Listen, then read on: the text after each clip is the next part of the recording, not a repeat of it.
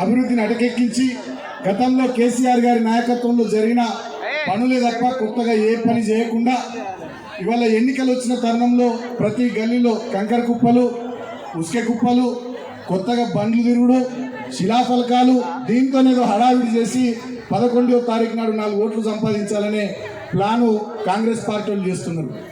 అంతేకాకుండా మన నియోజకవర్గం గతంలో ప్రశాంతంగా ఉంటుండే, ఇవాళ ఇది పోలీసు రాజ్యం అయిపోయింది, గుండా రాజ్యం అయిపోయింది.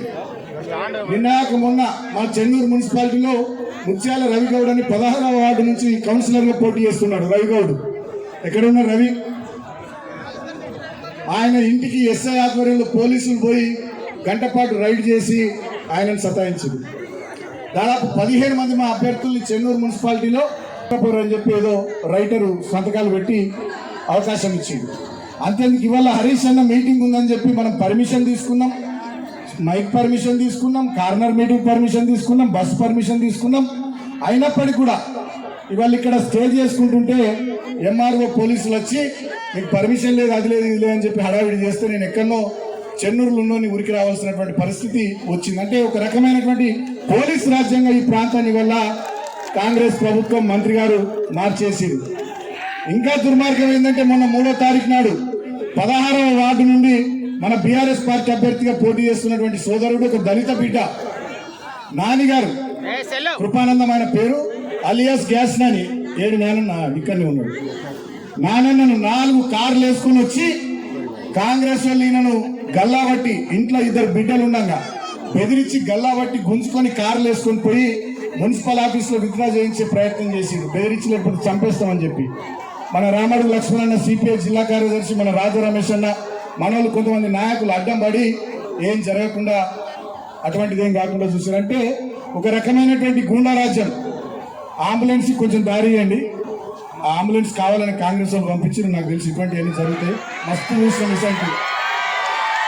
సో దానికి దారి ఇయ్యరు, తెలుసు ఇటువంటి అన్ని తెలుసు, కానీ మస్తు చూసి ఇడికి వచ్చినాం. సో అట్లా గ్యాస్ నాణ్యను కూడా బెదిరించినటువంటి పరిస్థితి చూసినాం. అంతేకాకుండా మన అభ్యర్థులతో తిరిగేటోళ్లకు ఫోన్లు చేసి బెదిరియడం, అభ్యర్థులను బెదిరియడం. ఇంకా 2 ఏళ్ళు మా గవర్నమెంట్ ఉంది, ఉంటావా రామకృష్ణపూర్లో, ఉంటావా చెన్నూరులో అని చెప్పి దౌర్జన్యాలకు బెదిరింపులకు దిగుతున్నటువంటి తీరు నిజంగా చాలా దుర్మార్గం. గతంలో ఎన్నడూ మనం అట్లా చేయలే. మనము బెదిరియడంలో, గూండాగిరిలో, దాదాగిరిలో పోటీ పడలే. చెన్నూరుకు 250 కోట్ల నిధులు తీసుకురావడంలో ఆనాడు మనం పోటీ పడ్డాం. ఈ కేతన్పల్లి మున్సిపాలిటీకి 260 కోట్ల నిధులు తీసుకురావడంలో పోటీ పడ్డాం. ఆనాడు హరీష్ అన్న దగ్గరికి పోయి బతిమలాడి, పెద్దసారి దగ్గరికి పోయి బతిమలాడి, కేటీఆర్ అన్న మున్సిపల్ శాఖ మంత్రి దగ్గరికి పోయి బతిమలాడి మన మున్సిపాలిటీలకు 100 కోట్ల నిధులు తీసుకురావడంలో పోటీ పడ్డం తప్ప గూండాయిజం, రౌడీజం చేయలే. ఇవాళ ఏం చేయండి, రామకృష్ణపూర్లో పూర్వవైభవం పట్టణానికి వచ్చిందా? కేసీఆర్ గారి నాయకత్వంలో 3360 కుటుంబాలకు ఇక్కడ పట్టాలు ఇచ్చిన చరిత్ర బీఆర్ఎస్ పార్టీని.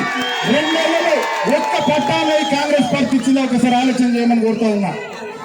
అంతేకాదు ఆర్ఓబి కూడా కోట్లాది రూపాయలు హరీష్ ఇస్తే, ఆనాడు ఆర్ఓబి మంత్రిగా ప్రశాంత్ రెడ్డి ఇస్తే 95% పనులు పూర్తి చేసి ఆర్ఓబిని కూడా మనం కంప్లీట్ చేస్తే లాస్ట్ వచ్చి గిట్ల కొంచెం పూతలు పూసి రిబ్బన్ కత్తిరించి మందికి పుట్టిన బిడ్డను మా బిడ్డ అంటారు చూడు, అట్లా ఆర్ఓబిని కూడా వాళ్ళ కాంగ్రెస్ ఖాతాలో మనం వేసుకున్నటువంటి పరిస్థితి. ఇవాళ చెన్నూరు పట్టణంలో కానీ, రామకృష్ణాపూర్ పట్టణంలో కానీ అభివృద్ధి జరిగిందంటే కేసీఆర్ గారి నాయకత్వంలోనే జరిగింది తప్ప వీళ్ళ హయాంలో కట్టడి మట్టి తీయలే. వెంకటస్వామి గారు 4 సార్లు ఎంపీ ప్రాంతంలో, 2 సార్లు కేంద్రంలో మంత్రి. వినోద్ గారు 2004 నుంచి 9 దాకా రాష్ట్రంలో మంత్రి, చెన్నూరు ఎమ్మెల్యే. 2009 నుంచి 14 దాకా వివేక్ గారు ఎంపీ. ఇప్పుడు ఆయన మంత్రి, వాళ్ళ కొడుకు ఎంపీ, వాళ్ళ అన్న పక్కకి ఎమ్మెల్యే. ఇప్పుడు కూడా 2 ఏళ్ళుగా ఏం పని చేయలే. కానీ మనం 2 ఏళ్ళు ఓపిక పట్టి మొన్న నేను 2 ఏళ్ల తర్వాత అన్న కొంచెం ఒక 5 నిమిషం మాట మున్సిపాలిటీ మీద, చెన్నూరు మున్సిపాలిటీ మీద గులాబీ జెండా ఎగిరేయండి. కేసీఆర్ గారు వచ్చినాక మొదటి 6 నెలల్లోనే ఆ మున్సిపాలిటీకో 100 కోట్లు, ఈ మున్సిపాలిటీకో 100 కోట్లు తెచ్చి బ్రహ్మాండంగా అభివృద్ధి చేసుకుందాం, మిగిలిన పనులను పూర్తి చేసుకుందాం అని చెప్పి తెలియజేస్తూ, మనకు ఈ ఎన్నికల్లో పూర్తి స్థాయిలో సహకరిస్తూ మనతోని కలిసి వచ్చినటువంటి కమ్యూనిస్ట్ పార్టీ సోదరులకు కూడా గట్టిగా మనం చప్పట్లోటి కృతజ్ఞతలు తెలియజేద్దాం. సింగరేణిలో జరుగుతున్నటువంటి స్కాములు కానీ, సింగరేణి కార్మికులకు జరుగుతున్నటువంటి అన్యాయాలు కానీ, వీళ్ళు వచ్చిన 2 ఏళ్ల పాలనలో ఒక్క మంచి పని చేయని తీరును నిరసిస్తూ ఇవాళ అంత ఇంత ప్రధాన ప్రతిపక్షం తెలంగాణ ప్రజల కోసం పనిచేస్తున్న బీఆర్ఎస్ తోని ఈ ప్రాంతంలో కలిసి పనిచేద్దామని ఒక పెద్ద నిర్ణయం, మంచి నిర్ణయం ఈ ప్రాంత అభివృద్ధి కోసం, ఈ ప్రాంతం కోసం తీసుకున్న సీతారామయ్య గారికి, కళ్యాణి శంకర్ గారికి గట్టిగా చప్పట్లతో కృతజ్ఞతలు తెలియజేస్తూ మీ అందరి దగ్గర మళ్ళీ బెల్లంపల్లి మీటింగ్ ఉంది, మళ్ళీ అక్కడి దాకా పోతే మళ్ళీ వచ్చి మైక్ కట్టి చేస్తారు 9 కాగానే. ఎందుకంటే ఇప్పుడు ఇక వాళ్ళకు అడ్డు అదుపు లేని రోజులు వచ్చి మీరు గత 2-3 నెలలుగా పేపర్లలో చూస్తూనే ఉన్నారు. ఒకప్పుడు మన సింగరేణి అంటే స్కీములు, బాగా పనిచేసిన వాళ్ళకి ఈ ప్రైజులు ఆ ప్రైజులు అనే స్కీములు, బోనస్లు ఇట్లా ఉండేవి. ఇప్పుడు సింగరేణి అంటే స్కాములు, అంతా కుంభకోణాల మయం.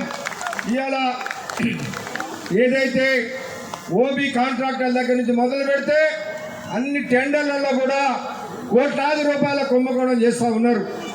సింగరేణికి రావాల్సినటువంటి 51,000 కోట్ల రూపాయలని ఈ రాష్ట్ర ప్రభుత్వం ఇవ్వకపోతే ఇంకా సింగరేణి ఎక్కడికి పోతే మీరు ఆలోచించండి.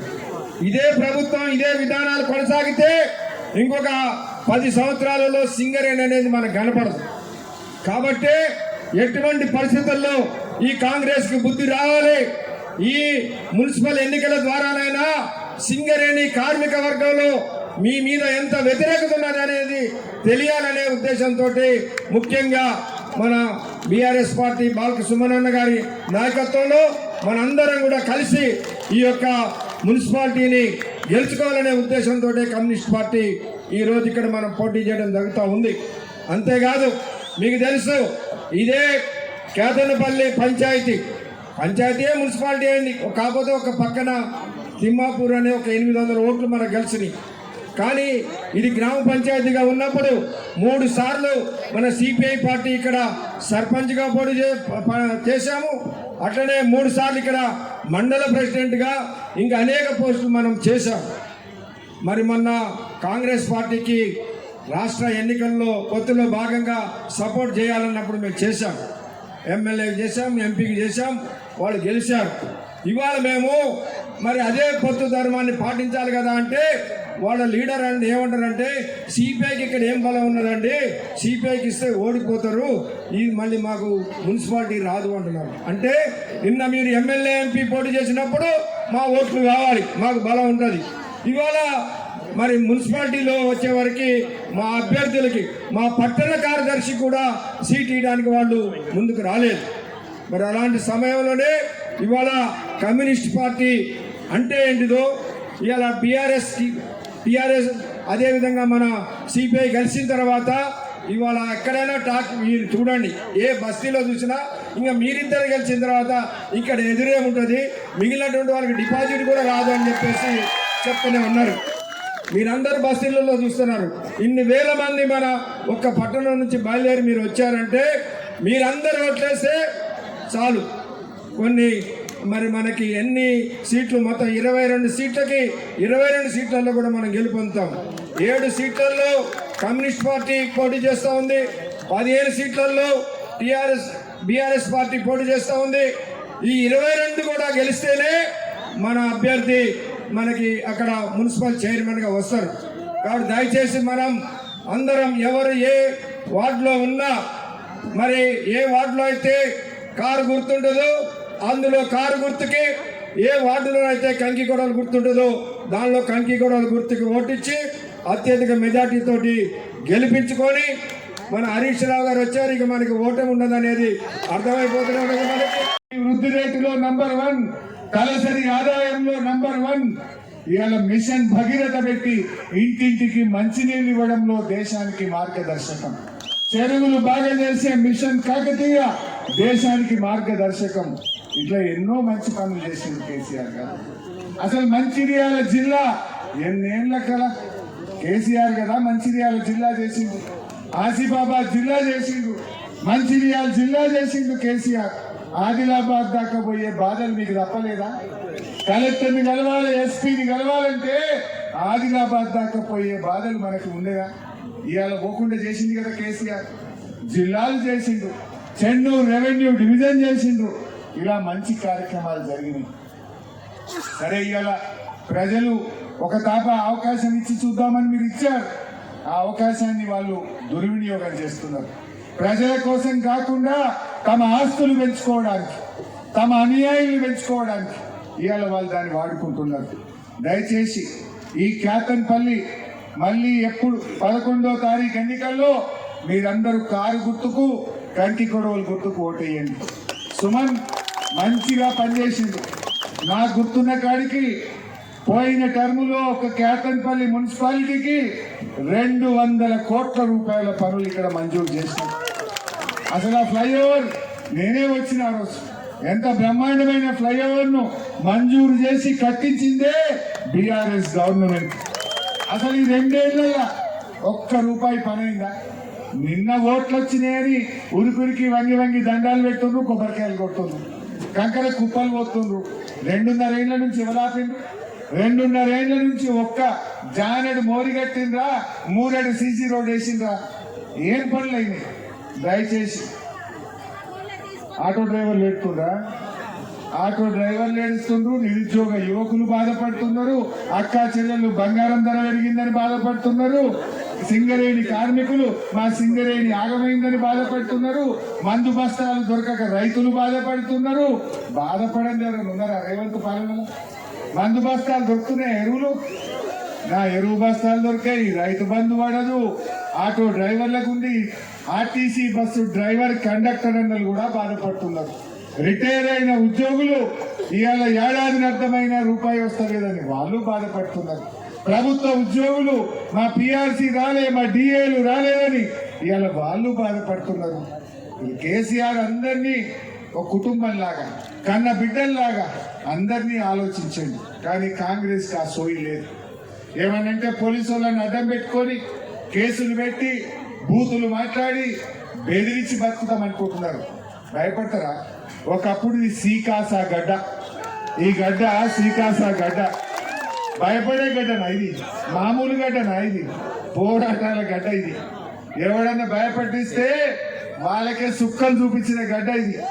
ఈ మదద్ హుआ क्या बोल के मैं पूछना चाहता हूँ, किसी को नहीं करा, ना दलितों को करा, ना गिरिजन को करा, ना बीसी को करा, ना मुसलमान को करा. ఎవరికి ఏం చేయలేదు. అందువల్ల మీరు కూడా సెంటిమెంట్ చెప్పి కాంగ్రెస్ ఏమంటే ఇప్పటికే ఒకసారి మోసపోయాం. మైనార్టీలను మోసం చేసిన కాంగ్రెస్ కు మీరు కూడా గుణపాఠం చెప్పాలని చెప్పి నేను కోరుతా ఉన్నా. మా అక్క చెల్లెళ్ళు, నాదొక చివరి మాట, రేపు మేము అసెంబ్లీలో పోయి మళ్ళా మీకోసం అడగాలనా వద్దా? కొట్లాడాలనా వద్దా? సింగరేణిని కాపాడాలనా వద్దా? రేపు ఒకవేళ ఇక్కడ కేతన్పల్లిలో ఎవరైనా ఒక 10 మందో 20 మందో కాంగ్రెస్ కోటేసింది అనుకో, ఒకలో ఇద్దరో కౌన్సిలర్లు గెలిచిందనుకో, నేను మాట్లాడతా రేవంత్ రెడ్డి ఏమంటాడు? అరే నేను 4,000 పింఛన్ ఎగ్గొట్టినా, 2,500 మహాలక్ష్మి ఎగ్గొట్టినా, కేసీఆర్ కిట్ బంద్ పెట్టినా, తులం బంగారం ఎగ్గొట్టినా, రైతు బంద్ ఎగ్గొట్టినా, ఎరువు బస్తాలు అందియలేదు, అయినా కేతన్పల్లిలో నాకే ఒట్టుబడ్డాయి. ఏం మాట్లాడుతావు హరీష్ రావు అనగా? నేను గట్టిగా అడగాలంటే నీ ఈపు చింతకాయ పచ్చడి చేసిన రేవంత్ రెడ్డి కేతన్పల్లిలా, నిన్ను సీరి చింతకు గట్టిను కేతన్పల్లిలా, మా అవ్వ తాతలు అందరు కలిసి నిన్ను సీరి చింతకు గట్టింది. ఇప్పుడని 4,000 ఇస్తావా ఏమని బల్ల గుడ్డి అడగద్దా? నేను అడగాలంటే మరి మీరు సీరి చింతకు కట్టాలి. సీరి చింతకు కట్టాలంటే నేనేం కొట్టుమంటలేను. ఆడవై కారు మీద గుద్దుతే రేవంత్ రెడ్డి గూబ గుయ్యి అనాలి, అప్పుడు చక్కగా అవుతుంది. అప్పుడు దెబ్బకు 4,000 పింఛన్ పడుతుంది, 2,500 మహాలక్ష్మి వస్తుంది. లేకపోతే ఏమంటాడు? అన్ని ఎగబెట్టినా నాకే వేసి నీకు ఇచ్చేది లేదు పో అనడా.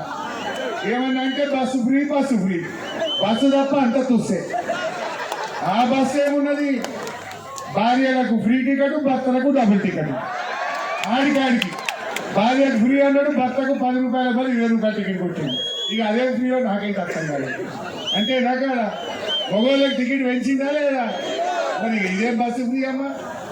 అది బస్సు ఆపడు, బస్సు తక్కువ, ఆయన కాలు పెడదామంటే జాగ్రత్త ఉంటుంది.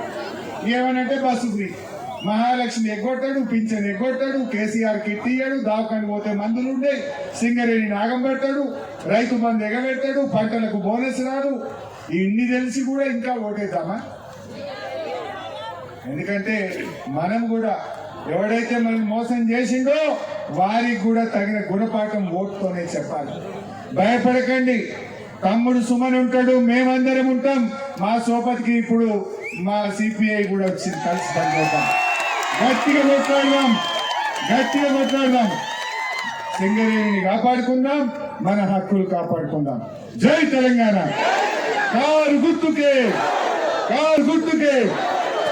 దయచేసి అందరికి ఒక విజ్ఞప్తి. అన్న హరీష్ అన్న అన్ని విషయాలు చెప్పి ఒకటే విషయం చివరిగా, బీఆర్ఎస్ పార్టీ ఇక్కడ 15 వార్డులలో పోటీ చేస్తుంది, కారు గుర్తు. సిపిఐ పార్టీ 7 వార్డులలో పోటీ చేస్తుంది, వాళ్ళది కంకి కొడవలి గుర్తు. 1వ వార్డు, 2వ వార్డు, 6వ వార్డు, 8వ వార్డు, 12వ వార్డు, 18వ వార్డు, 22వ వార్డు, ఈ 7 వార్డులలో కారు గుర్తుండదు, కంకి కొడవలి గుర్తుంటది. మిగతా 15 వార్డులలో కంకి కొడవలి గుర్తుండదు, కారు గుర్తుంటది. కాబట్టి మీరు బ్యాలెట్ లోపలికి పోయిన తర్వాత బ్యాలెట్ చూస్తే కారు కనబడితే కారు కంకి కొడవాలనుకోవాలి, కంకి కొడవలి కనబడితే కారు కంకి కొడవాలనుకోవాలి. ఈ కూటమిని గెలిపేయాలి. కంకి జై తెలంగాణ. మెడికేర్ యశోద హాస్పిటల్ పోయి వైద్యం చేసుకునే సౌకర్యం ఉండే.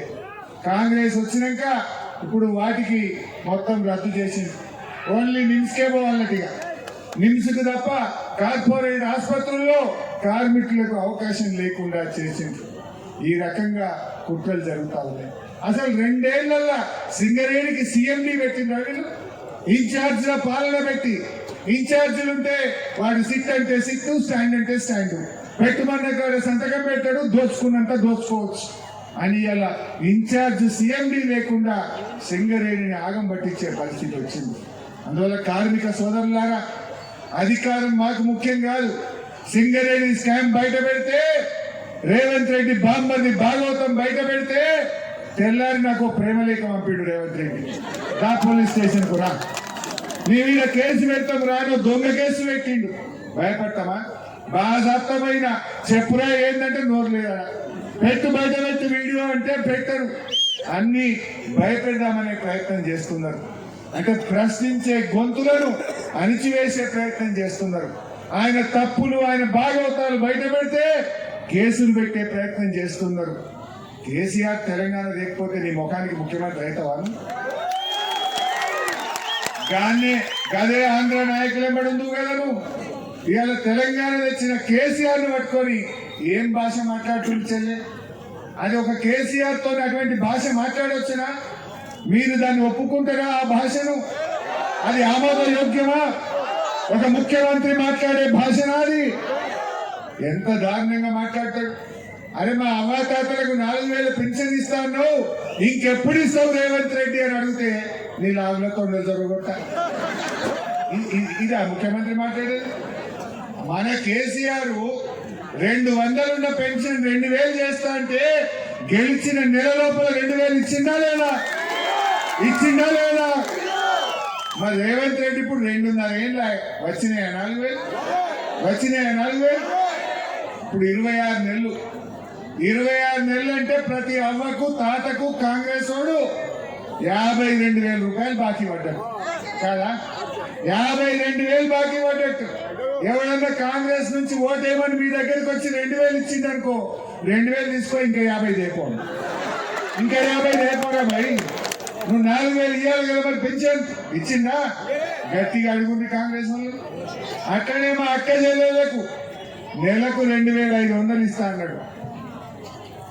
నెలకు 2,500 మహాలక్ష్మి ఇస్తా అన్నాడు. వచ్చిందా చెల్లె? ఎవరికైనా వచ్చిందా మహాలక్ష్మి? ఇప్పుడు 26 నెలలు అంటే ప్రతి అక్కకు చెల్లెకు 65,000 రూపాయలు బాకీ పడ్డాడు. రేపటి కాంగ్రెస్ వాడు వచ్చి 5,000 నీకు ఓటేయి అంటే 5,000 తీసుకో, 60,000 లేకపోను.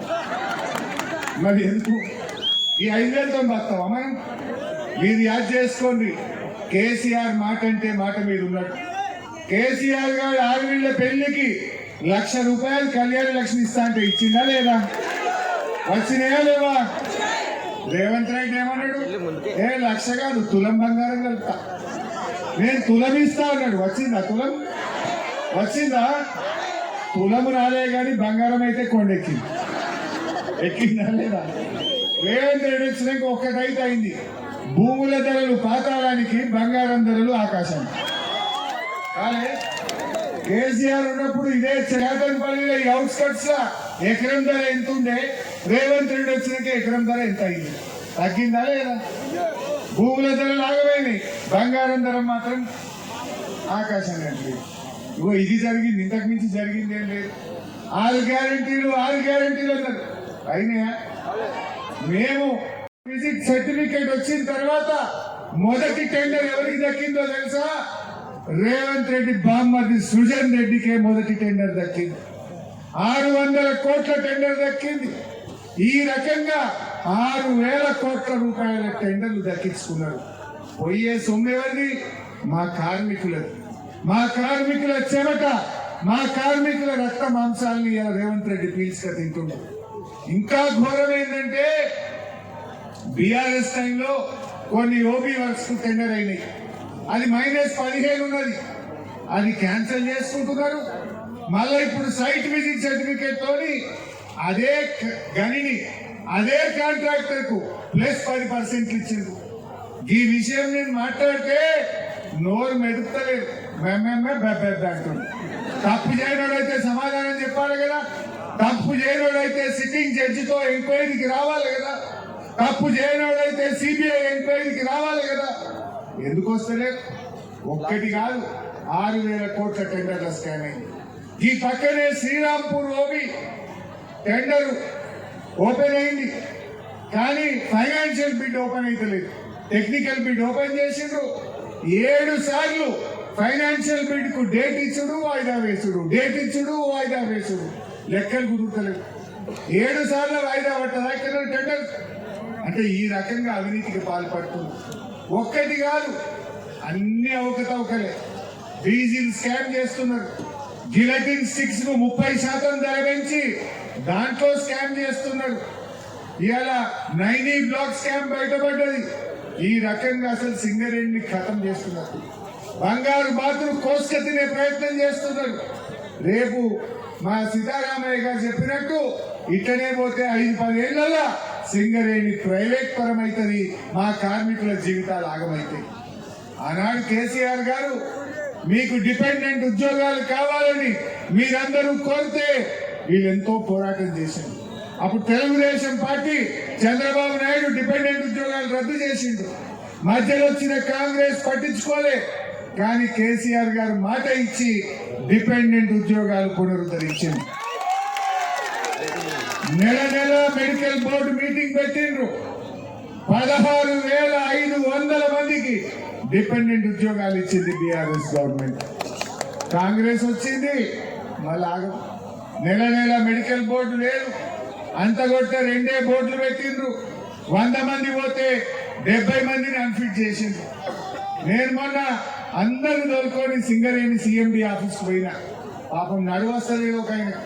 ఒక ఆయన క్యాన్సర్ వచ్చింది, ఒక ఆయన కిడ్నీలు ఫెయిల్ అయ్యి 2 దిక్కుల 2 పైపులు ఉన్నాయి, ఒక ఆయనకు బైపాస్ సర్జరీ అయింది, ఒక ఆయన కళ్ళు కనబడతలేవు, ఒక ఆయన ఫ్రాక్చర్ అయింది కాలు. వాళ్ళని కూడా అన్ఫిట్ చేసింది.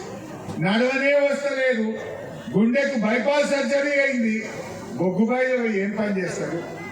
అంటే ఎంత అన్యాయంగా ఇలా కాంగ్రెస్ పార్టీ వ్యవహరిస్తుందో అడుగుతా ఉన్నా.